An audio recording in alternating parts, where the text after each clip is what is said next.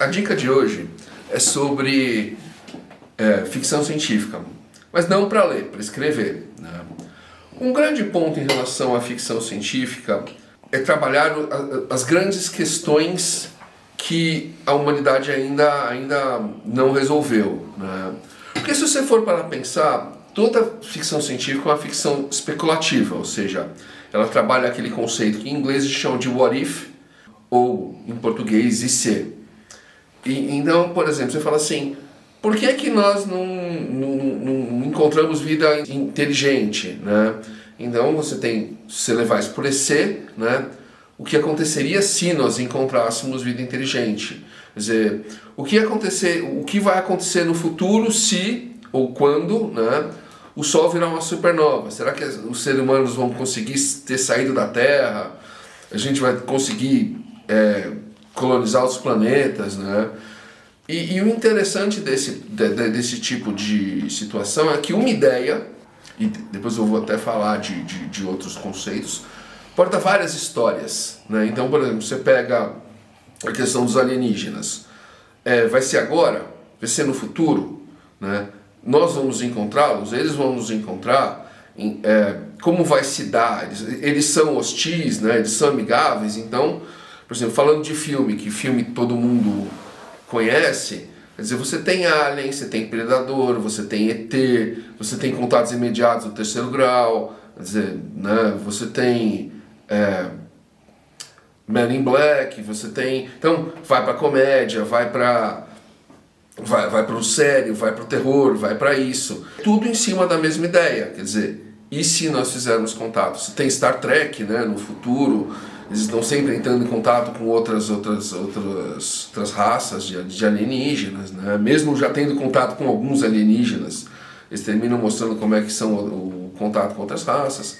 É trabalhar esse tipo de questão. Um ponto, por exemplo, em relação à tecnologia. Quais são as grandes questões não resolvidas ou atuais em relação à tecnologia?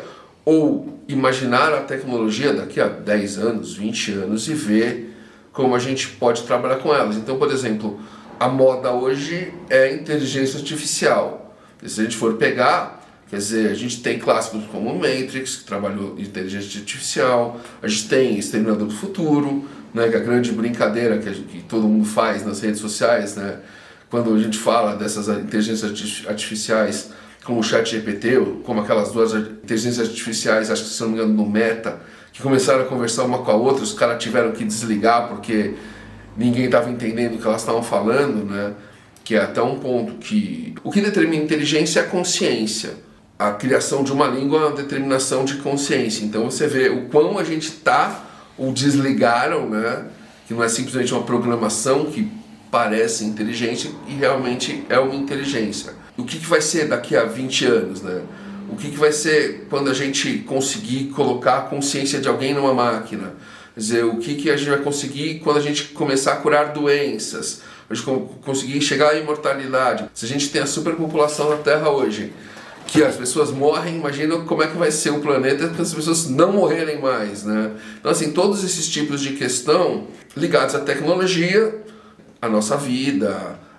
Então, você pode levar do lado da saúde, você pode levar do lado... Inclusive, um outro ponto, até tirando da tecnologia, né, indo para o lado da sociologia, para o lado da religião, para o lado da filosofia, né, para o lado da crença, trabalhar esses conceitos, né. Se você for para pensar nesse tipo de coisa, um exemplo é o Conto da Aia, né, é um livro que até virou série e trabalha isso, quer dizer, e se acontecer uma coisa no futuro que um certo tipo de pensamento seja determinado, todos esses questionamentos podem virar boas histórias de ficção científica, mesmo não sendo simplesmente ligados à ciência, né? Podem ser ligados a outros elementos que não a ciência, como eu disse, a sociologia, a filosofia, a crenças, a religião, né? E se a gente descobre, a ciência sempre se embate, a questão do existe Deus, não existe Deus, quer dizer,